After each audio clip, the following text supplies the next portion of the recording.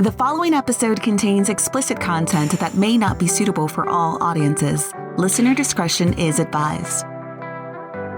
He did me wrong, and so I had the upper hand, and I held the power. And as long as I stayed angry at him and focused on that emotion, then that made me feel like I was the one controlling things. I was made to walk in the valley. I was built to stand in the storm. There's a peace deep inside me that can outlast any war. I have faced the dark and the danger. It can't scare me anymore. 'Cause I was made to walk in the valley. I was built to stand in the storm. This is the Nook Podcast. My name is Stephen Murphy, and this is week 2 of a 4-part series about the long-term effects of pornography on one person, and then a spouse, and then an extended family and group of friends. On this show, I often recommend that you listen to the previous episode so that the full narrative is understood. For this one, I will all but insist that you listen to the first installment for the proper story arc. This week, we meet Erin, Mike's wife. She, like so many other women, dated a guy, fell in love, and knew that this would be the man she'd eventually marry. 2 years of courtship, a wedding, and a move to another state had her on track for a somewhat normal life. 2 kids would follow, and Mike and Erin looked like any couple you might know from church. However, there was a side of Mike that Erin knew nothing about. Even after asking him on multiple occasions if he ever struggled with pornography and him denying it, she had no idea. After more than a decade of lies and secrecy, Mike finally confessed. And it touched off an immeasurably difficult season that continues to this day.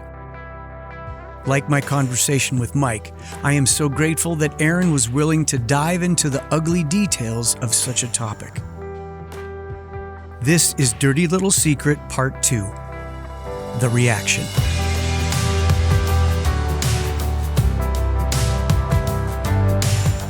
The dating begins. Yep. Long distance. Yeah, and it was special because he would drive in from Missouri to Oklahoma every 2 weeks, so that's about 6 hours, and he stayed at my parents' house.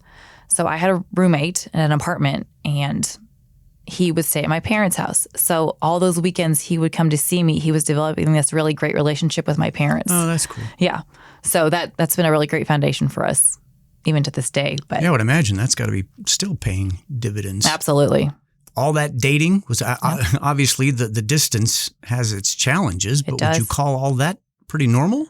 Yeah, normal for long distance dating. Yeah. And it was fast. I mean, we dated for 11 months, and I would say pretty early on we knew that this is what we wanted. And so Mike was much more quick to commit to that. I was not quite ready to give up that independence yet, but we both knew early on, you know the dumb saying, if you know, you know. Sure. Like it's true. It was your destiny. Yeah, it was. This is the man for you. So you guys get married. Well, you got engaged 11 months. Mm-hmm. After 11 months of dating. How long was the engagement? 9 months. Okay. You have a wedding, yep. And life begins for Mike and Erin. Mm-hmm. All that normal stuff of sharing a place with this spouse of yours now, and who squeezes the toothpaste from where, and all those fun things little are idiosyncrasies. Fun. Oh, yeah, sure. We didn't have any major fights about like, why don't you pick your towel up after you use it, or why those don't go there, those go here. It was actually just really fun, and we have fun memories of like, we didn't cook a lot because it was the 2 of us, so we'd go out to eat a lot and just we watched a lot of movies, and it was just a really fun, special time between the 2 of us. Yeah. How long before kids started entering the picture then? It was about 5 years, and that was a journey. We started trying after 3 years, and it wasn't happening. So that was quite a roller coaster of emotions for both of us, and we both wanted kids terribly, but it took some time. So that's a journey in and of itself. Sure. 1 baby and then 2. And then 2. And how old are they now? That was good math too, by the way. Thanks. Yeah, you're welcome. They are 6 and 8. 6 and 8. Yeah. And it was decided that was going to be it for the children's? Yep. Okay. Which is funny. Mike wanted 4 before he got married. Wow. And then we had 1. Then he stopped saying that. and then we knew we wanted a second one, and then we never talked about that ever again. Just a big talker until he's actually put into action of Yes. changing diapers. And they're a lot of work. They need stuff all the time. to dive into this topic, you had asked Mike a handful of times, a couple of times, whether or not he had ever struggled with any kind of pornography. And he just declined? Yeah, I would say I asked him. I can't remember all the specifics. I'm sure I asked him before we got married. Then just a sprinkle throughout our relationship, our marriage relationship, because so many other people do. So I just thought it was crazy that I got the one man who didn't. But he would always respond with, no, it's just never been an issue for me. So those are just kind of random questionings? Like random drug testing? Yeah, basically. But I never wanted to push, probably because I never really wanted to know the actual answer. So I grew up in a church where we talked a lot about struggles that men have. And it was a really big part of how we grew up in the youth group. And so, you know, your tank top has to be at least 3 fingers wide. Your shorts have to be so long. And here's the reasons why. So I had a good understanding of like how the enemy tempts men. And so that part didn't scare me about it. But I knew if I pushed him too much and I heard the truth, that's like a whole other thing you have to work through. One of the really interesting elements to me is this teaching from Mike Todd. Is Mike Todd somebody that you just knew of from Oklahoma, somebody that you had listened to before? I mean, first of all, that's a pretty hardcore message from a pastor to be so open about his own struggles. How did you even come across that teaching specifically? You do hear, to your point, lots of pastors will speak about the topic of pornography, but very much this is an issue, generically speaking, but never one that they so clearly connected to their own issues and their own personal struggle. So that was really appealing in that message. But anyways, I knew of him because his church had grown so rapidly. Yeah. And so I had a lot of friends who liked him. So I had started listening to him separately from this topic. So I was familiar with him. I had already followed his podcasts. Okay. So I saw this one pop up when I was traveling. So I thought, well, sure. I mean, I got 2 hours to kill on a plane. I'll listen to a porn podcast. I'm sorry. A struggle with pornography podcast. Right. Those are very different. It's good to clear that up. Make that clear. I don't know how granular I'll get about this, but you talked about the random questioning him previously. Was there anything specific about that podcast that you thought, I'm just going to throw it past him again? I honestly, looking back, I think it was the Holy Spirit. We have a son, so I know I'm not naive enough to think that he won't ever deal with this. You know, I know very well that this is something we'll have to have a conversation with him about. So if nothing else, I wanted to talk to Mike about how we'll handle that one day, because he's not that far off from need to start talking about that kind of stuff. And so I thought that was kind of my in. Like, here's a great way to broach this topic with Mike where it doesn't feel like I am assuming anything of him. My motives were pure. I really did want to have a conversation about our son. But I think it must have been the Holy Spirit in that season that kind of prompted me to push a little bit on that. Right. And in the past, he must not have been ready, but it was in 2020 and it was August of that year. And so everybody was, all of our worlds were upside down. Yeah. And I think we were all coming to lots of different truths we had never been faced with before. Sure. So maybe this was the time Mike's heart was in a better place to have an honest conversation. So then when you did ask him, did his answer,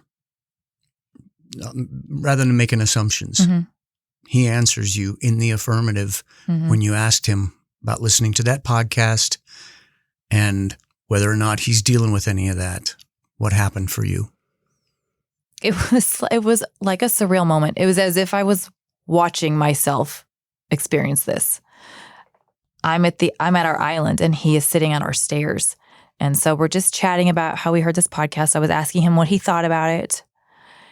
And again, I think it was the Holy Spirit pushing me to ask him again. I said, have you really never struggled with this, or have you ever struggled with pornography? And he paused and like his head just sunk. And he said, actually, I have.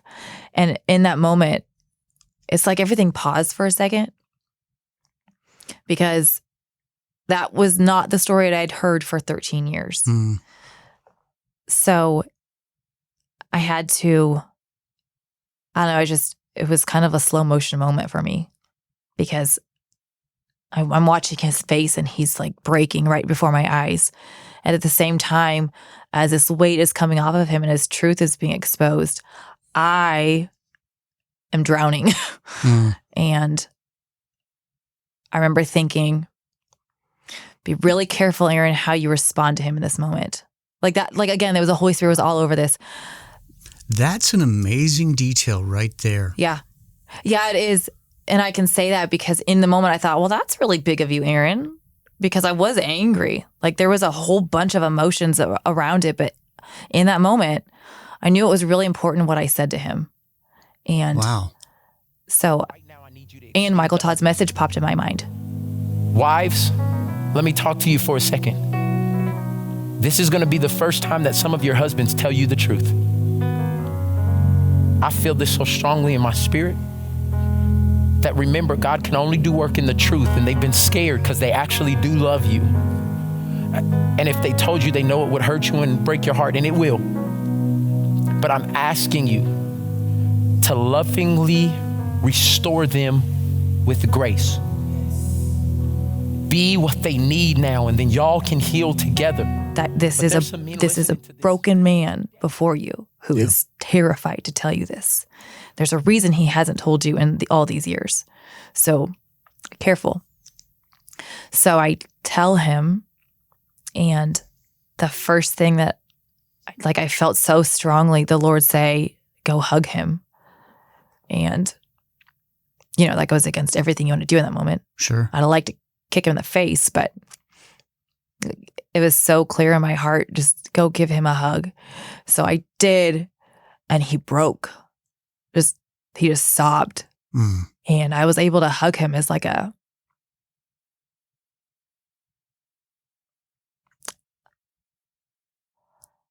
I knew my job in that moment was really important. My job was to show him the love of Jesus. Yeah.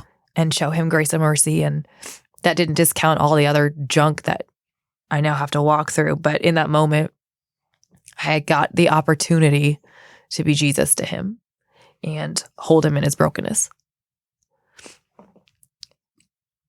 You said time stood still. Did that just Crazy. feel like an eternity in that moment? And as you're trying to manage all of your own emotions and reactions, even for that matter?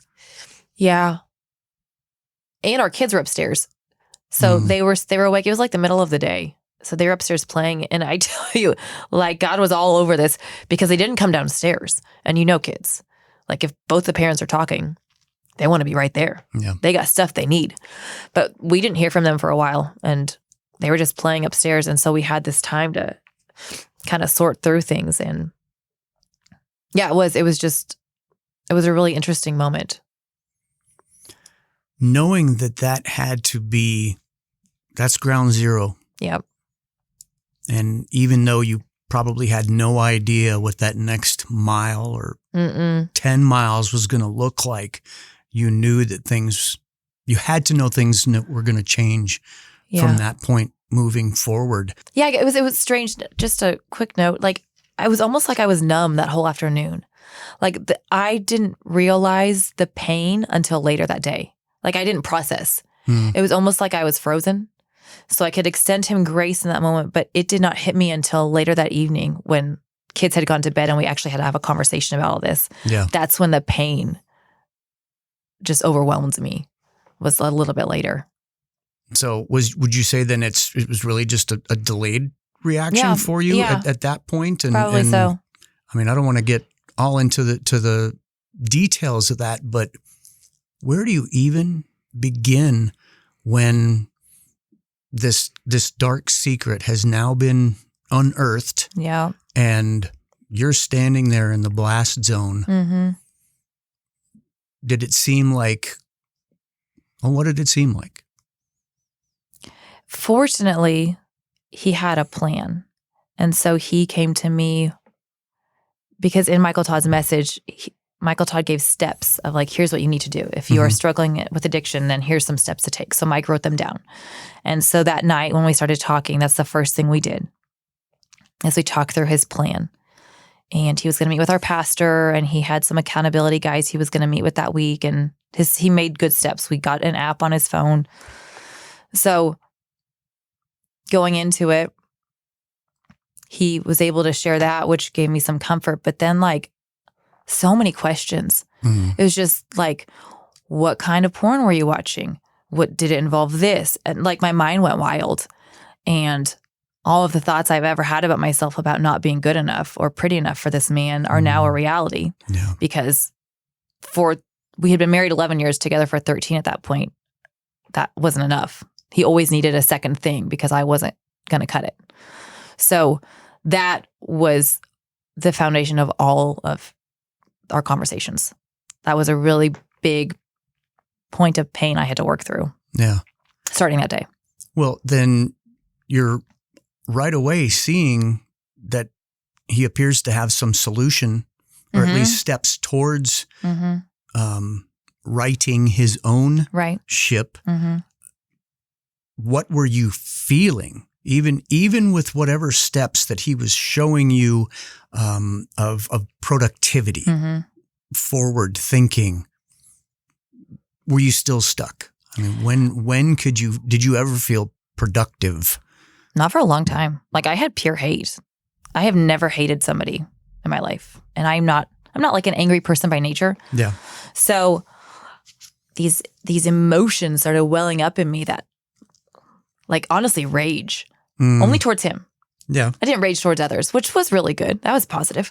But I would just, anything he did, not specific to this topic, anything in life in general that he did that I disagreed with would cause me such anger towards him. And he couldn't do anything right in probably 2 years. Oh, there was nothing he could do right. Solid a year for sure. And then it started to I could see things sort of shift in my heart, but it took a long time. And the biggest, most important thing he did in that process was just humble himself. Like that, like he had to just keep saying, I'm so sorry. I'm so sorry. I'm so sorry. And I needed to see that in him. I don't know why. That was important for me to see that he was remorseful, I guess. And he was empathetic, which is not easy for him. Yeah. Well, and is it one of those things where it's like, it's not like you've got 10 boxes you need to check off. It's kind of like you won't know until you know it, as far as what that change needed to look like in him, what that commitment needed to look like in him. Again, I'm back to, and it's like, how does that process become a process for you? It's not a formula, like you said, because it felt like the target was moving. And so in the beginning, it seemed like a really great goal. Like, we'll work through this and we'll make it, and our marriage will be stronger. But then I kept walking and I just kept getting more angry. And so it kept getting worse. And so it really did get way worse before it got better. And we, through counseling, I mean, it was counseling in Jesus that we made it, but we would untether all these different things that he had been through in his life and things that we had been through together. And it's just, you see how all these things compounded upon each other. Like no wonder that he was addicted to porn. No wonder we had some issues we needed to work through in our marriage. Porn aside, there's some stuff that we needed to work through. And this was just the thing that pushed us to dive into it. But it was, I remember every day I'd get up and I'd read my Bible, and the topic that I would read about every day was different based upon where my emotions were that day.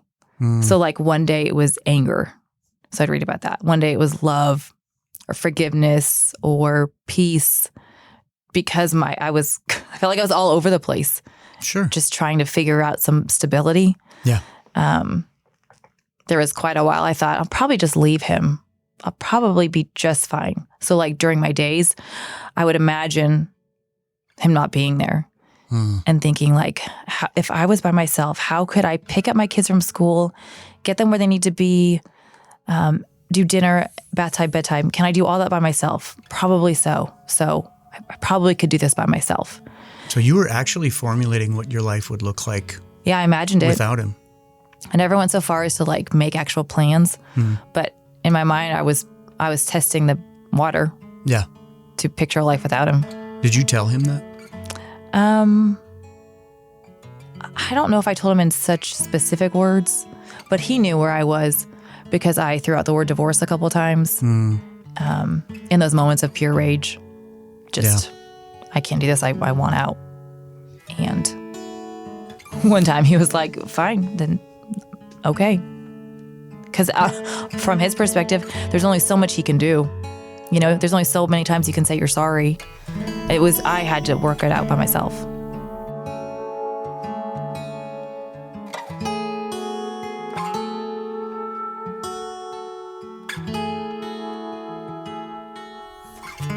Backtracking just a little bit, based on what you're talking about now, you're vacillating in and out of rage. You're still dealing with anger and hurt, and well, we can nutshell all this together as pretty negative emotions. Yeah. Did you ever flash back to that mercy, that grace-filled moment that you had at the confession where you held this man and watched and felt him break? And I know that in that moment, everything he had been dealing with was then visited on you. But where were you in that? And I know that your emotions have to be just flying, but you know, those early moments of grace seem like they're pretty far behind you when you were in the thick of the They sure did. The healing. It was, I would say, I could always come back to it if I wanted to. But the question was, did I actually want to feel grace for him? Because it felt way better to just hate him. Yeah. And rightfully so. My anger was valid. So it felt good. And just to be super honest, like that gave me power over him because he did me wrong. And so I had the upper hand and I held the power. And as long as I stayed angry at him and focused on that emotion, then that made me feel like I was the one controlling things because things were so unstable. Yeah.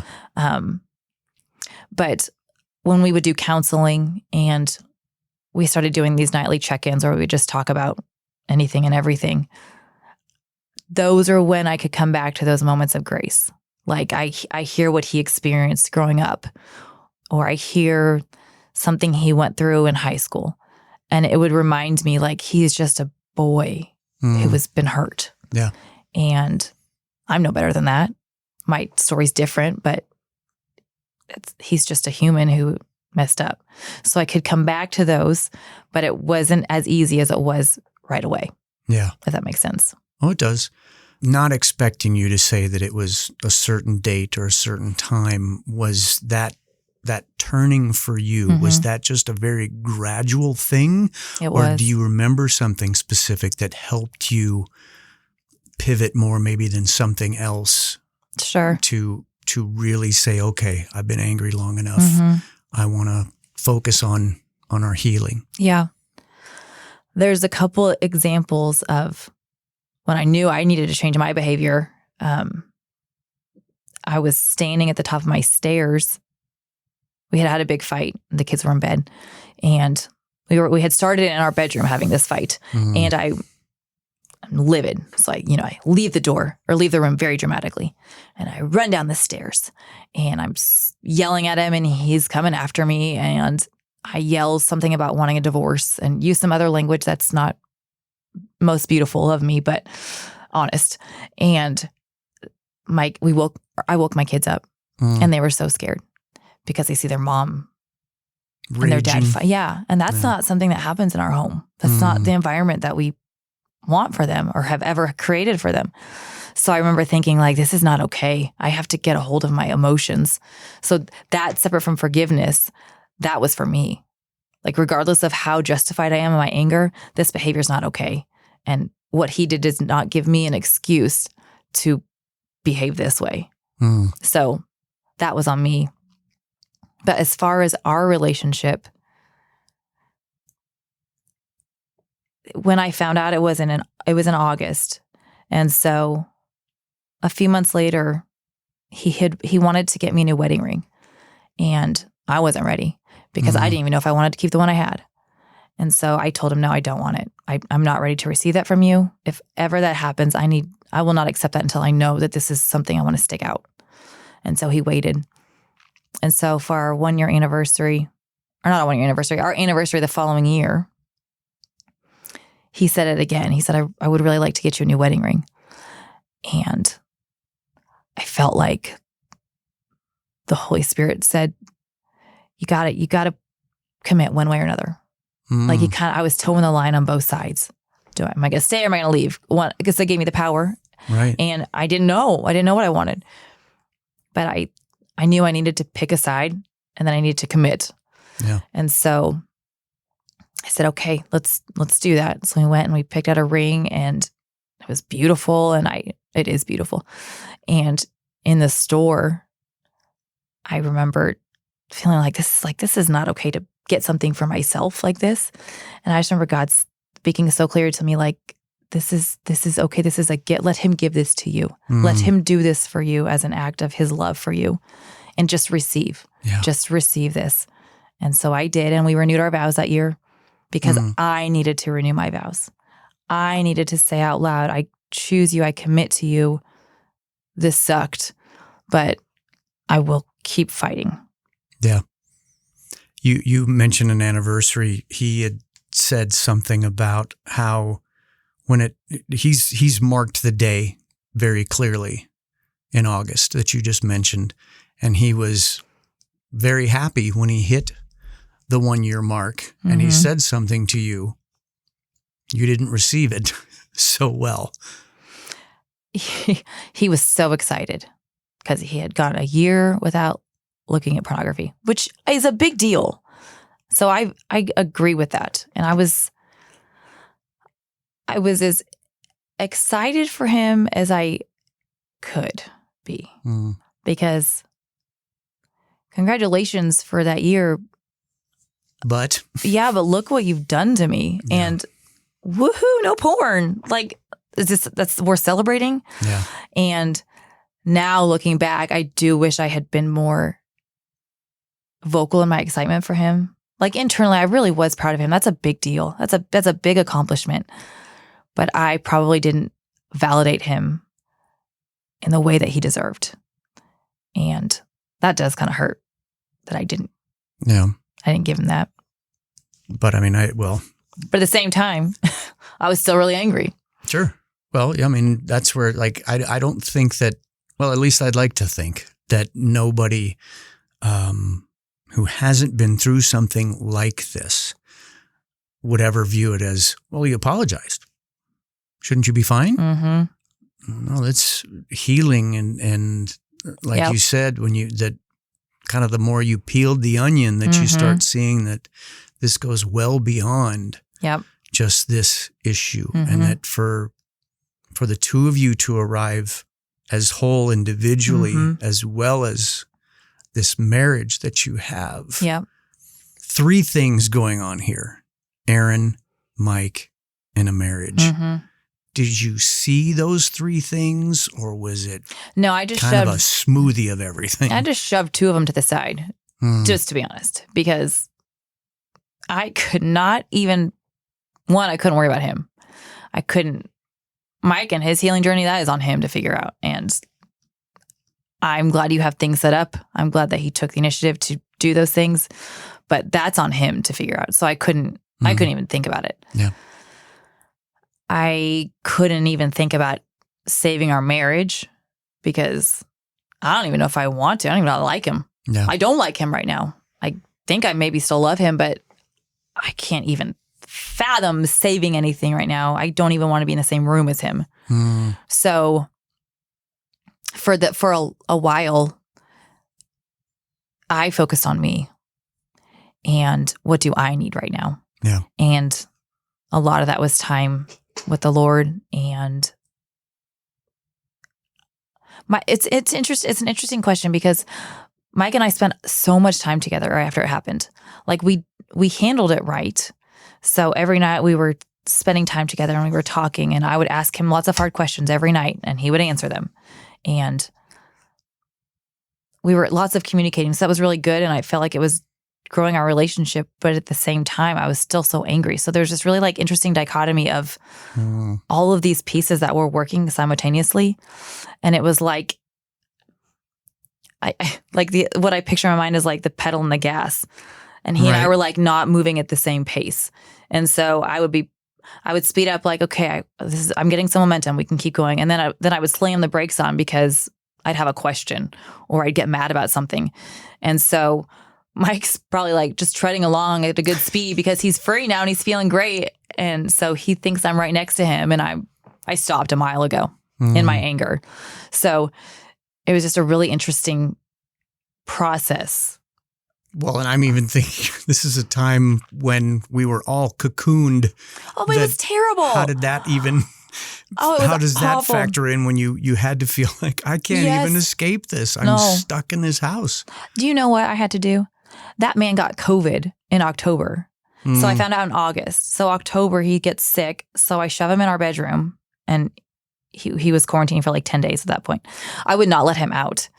Like I'd wear a mask or whatever in our house. I don't care. You are not leaving that bedroom. Which was great. At the same time, though, I had to take care of him. So, like, I had to feed him. I had to serve him. And he was like, can I have some water? You will get water when I have time to get you water. Hey, could I get a snack? No, I'm sorry. I'm feeding the kids now. You can have a snack later. Wow. But I had to serve him at a time when I hated him. Say with gritted teeth. It was terrible. It was terrible. But there was probably something in that. Well, he didn't share that. So I'm wondering what it's like on his side where it's like, do I dare even ask? But I am parched. I'm so thirsty. I'm sick, Erin. I just like a little water. Yeah. Just one cough drop, please. When does trust start to return? And I know that there's that old saying that it's like trust is earned in a lifetime but lost in a moment. What did that process look like for you? And just, okay, this is going to take a lot and this is going to take a while. But what did his rebuilding of trust look like from your angle? His consistency through that year was profound to me because I have seen him start something and then stop. And so I figured this would be like that. Like, it's going to get hard, so he'll just stop doing the work on it.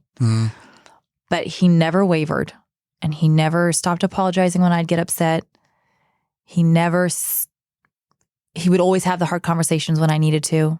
And I mean, not all men in general, but so many of you don't like to have those. Sure. So when I come into a room and I'm like, hey, do you have 5 minutes to talk? His eyes usually are like, oh no. Every man loves that sentence. Hey, I just need 5 minutes. No, I think it's worse when you go, we need to talk. That's never like, I got you an ice cream sundae. No. Nothing good follows those words. No. Never. Usually tears and anger. Yes. For hours. For hours. Yeah, usually I say 5 minutes just to make him sit down. But yeah, it was a sucker. Yeah, solid hours. He would do it. He would have those conversations. And so I wouldn't say like right after that conversation I felt trust, but it was a process of time that as my heart was beginning to heal and I was being reminded of who I am apart from Mike, that I'd say the walls started coming down and I began to let him in a little bit more. And I think that consistency was really important to me. I needed to know that I was more important than what he had seen. Right. Or our marriage was worth the embarrassment he felt and the work he had to do. Yeah. That I deserved that. And he showed that to me by the work he put in. So I was never one to ask him to see his phone every day after we found out. To be honest, I don't want to control him, and I'm not his babysitter. Yeah. And I refuse to become anxious about what he's looking at. Like, that's between him and God and his accountability friends. And I'm going to let them ask him the hard questions. And I'll check in with him even now. I'll ask him occasionally, how you doing? And he knows what that means. mm-hmm, Yeah. mm-hmm. I used to be really awkward about it. Like, how you doing? You struggling with porn? Like, you got to throw a little tune behind it. You know, like looking at ladies. But so I'll check in with him because I want to be there for him. But at the same time, I don't want to be the one who's babysitting him. Yeah. And I'll get in my head too much. Sure. So I kind of had to just let that go and focus on the other part of our relationship. So I feel like this may be slightly unfair to just go at this next thing here with the generality of two boxes. I appreciate the warning, though. Two camps, if you will. Okay. Women who have been through this, women might be right in the middle of it, Mm-hmm. even on the cusp of it, that there's that fork in the road. Mm-hmm.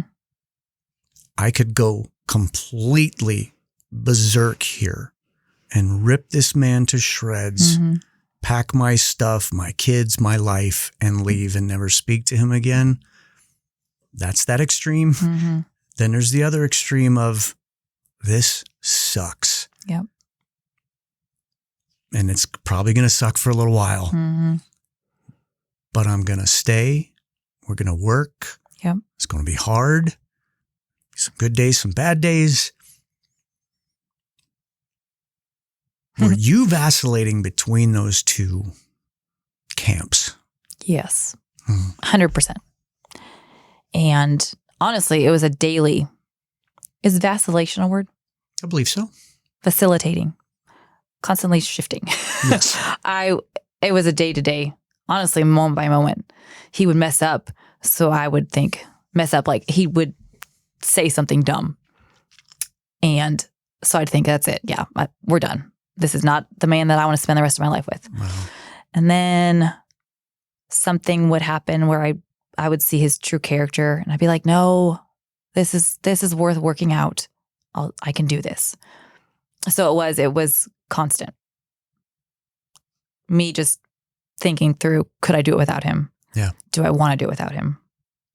So that was quite a while, which surprised me, I will say, because I had never, ever imagined life without him until this happened. So it was very jarring to me to think, oh my gosh, like I could just leave and I would be justified in my decision. Well, and we all know people who've done it. Yeah. And fairly so for some people. That was the right decision for some people. Yeah. But it was a very strange experience to even have those thoughts. Like, you don't go into marriage thinking, right, I might one day decide I don't want to do this anymore. Yeah. So that kind of shook me too, to even begin to think it like that. Right. Well, you mentioned his consistency. You mentioned how you were seeing that and you started to lower the walls. Mm-hmm. Is there a possible scale? I would never ask something so trite as to say 1 to 10, but that level of vulnerability for you to lower those walls, maybe for a hug, whatever that looked like. What were moments like that for you as you softened ever so slightly? It was, a hug is a good example because, I was so angry. I didn't want to be, like, holding his hand was just too much. And I just didn't want to be near him. And I forgot what that felt like. That was very hard to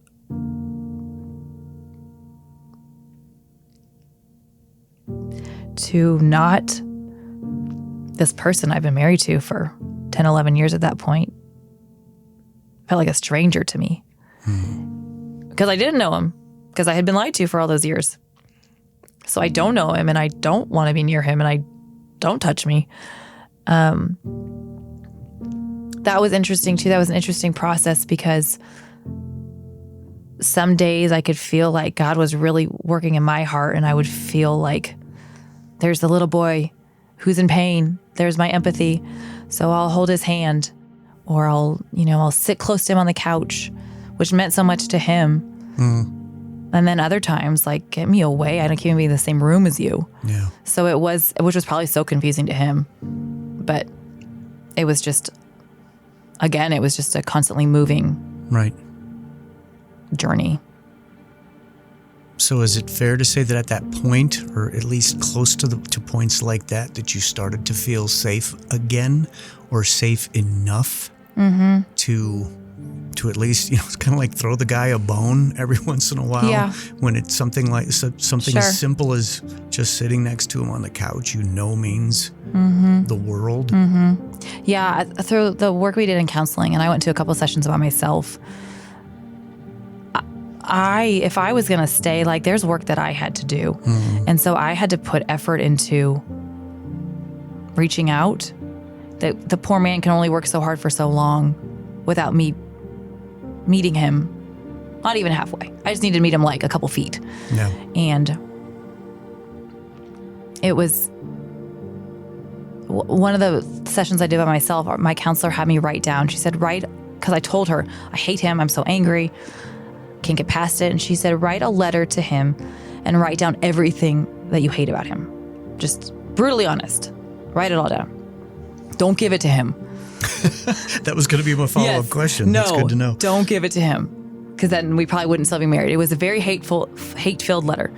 But the process of writing it down was so therapeutic, because it got all these thoughts in my head of, and our minds go wild. And sure. You start writing 50 subplots. Yes. Yes, I would go wild in all the different directions of why I was angry and what could happen and what if I am not married to him and all these different things. So to take a minute and just write down what was happening in my mind, it kind of helped me clear like the path for truth and kind of cleansed things out a bit. And that was probably a really big step, honestly. Very cathartic for you. It was very cathartic. Yeah, and at that point, because the counselor was like, he did you wrong and you don't have to stay. And almost as if she was pushing me away from him. And something in me did not like that. And I became very protective of him. And I thought, no, this is a good man. And these are the reasons I picked him. And so probably God walked me on this journey of, are those things from your beginning of your relationship, are those still things true today? The reasons why you married him? Is he a good man? Does he want to provide? Does he have a strong work ethic? Is he a man of character and integrity? Minus this lying piece of the puzzle. But otherwise in his life, integrity is really important to him. Is he a great dad? So I see all these things of who he is, and that's not changed. He has made a very big mistake, but the heart of who he is the same. And so that was part of my healing journey, was remembering who it was that I married and seeing that he's still the same guy. Now he's just more free. Maybe I'll get to know the real Mike. Yeah. Regardless of the level of pain and betrayal and every, there's so many words that you could attach. Would you go through it again to get where you are now? Or is it still so new, or at least recent? Is that even a fair question? Just knowing what you've been through, but you're into reaping now. I don't know that it is a fair question, but it's a really good one. That was a really good question. I would say that, it was so painful. It was so hard, because your whole like every area of my life, I kind of felt like it was uprooted just because if you have based everything on a lie, that's a lot of stuff you have to rework through. Everything's unearthed. Everything. But at the same time, I always knew that there was something keeping Mike from being fully himself with me. Isn't that interesting? Yeah. And I didn't know what it was. I could have guessed it was porn, but I didn't know. I trusted him. So I just knew that he wasn't fully himself with me. So through this process, I would do it again. I would. Because it's to be on the other side of it, there's so much good that's come from it. But gosh, that's hard to painful imagine. To think about. I'm sure. Yeah. And nothing you would ever wish on anybody. One interesting element of all of this is how we've all been in a church service where somebody is having a miraculous moment of, man, I was a 30-year drunk. Mm-hmm. God's delivered me. Drugs. I mean, there's any number of things, and you get lauded for that. This whole porn thing is still hush hush. You mentioned how pastors will talk about it, but not exactly own up to it. Have you figured out a way to have celebration, to have victory, seeing where Mike has come from to where he is now? Such a good question. Another really great question. I want to shout from the rooftops our story and tell everybody because that's me. And like I've seen God do a miracle in our relationship. So I want to tell everybody, porn sucks, but there's healing and restoration from it. And Mike is not me, so he's not quite as apt to share his story. Demonstrative. Yes. But him sharing with you is so huge for him. I'm so proud of him. And we've had so many conversations about how after all this happened, I remember going to church the next Sunday looking around like, all these men are probably going home and they're probably all going to watch porn. And so all men looked different to me after that because I saw the brokenness of humanity basically. Yeah. And I felt so sad for them because they're scared to tell their wives and there's not freedom. And you got a bunch of hurt people in the church who don't know what to do with their hurt and they're afraid to say anything. Well, and we've all got to keep our appearances up and absolutely paste on the smile. Absolutely. Because every single person out there is struggling. Whether it's this or something else, we're all broken. Yeah. And God is so much bigger than that. And he sees them and they're hurt. And he has hope and a future for them. And this does not define them. Their marriages that are out there that are not defined by this situation, but what does God have for them when they're honest and open? Yeah. There's such freedom there.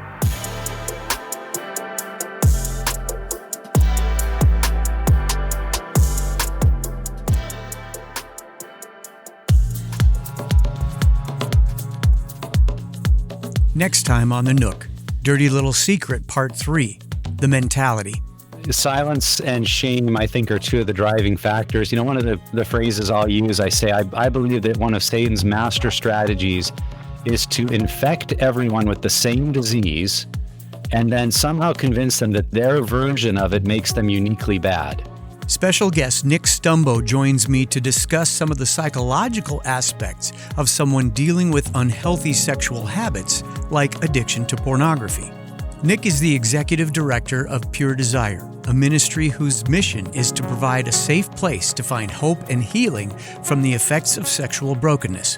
And then we've all experienced some kind of brokenness, some kind of sin in our sexuality, whether things done to us or things done against us. And that means we are all, every single one of us, in need of the work of Christ in our life to understand, how do I heal and grow in the area of my sexuality? If you've got any questions or comments about this episode or series, please drop me a line. My email is included in the show notes. Make sure you are subscribed to The Nook on your favorite podcast app so you don't miss any of this series. Thank you so much for listening. and I'll catch you here next time in the Nook. The Nook Podcast is a production of Sozo Digital Media.